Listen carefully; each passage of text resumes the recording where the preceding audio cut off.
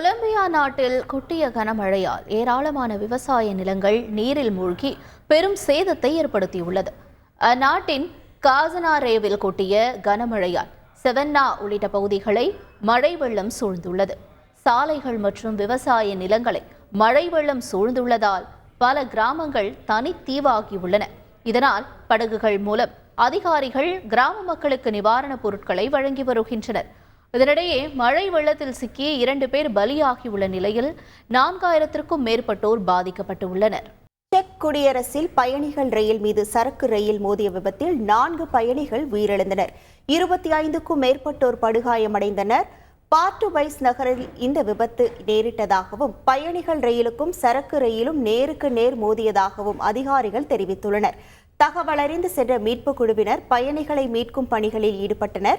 மேலும் அந்த நாட்டு உள்துறை மற்றும் போக்குவரத்து துறை அமைச்சர்கள் சம்பவம் நடந்த இடத்தை நேரில் பார்வையிட்டு ஆய்வு செய்தனர். செய்திகளை உடனுக்குடன் தெரிந்து கொள்ள உடனே சப்ஸ்கிரைப் பண்ணுங்க.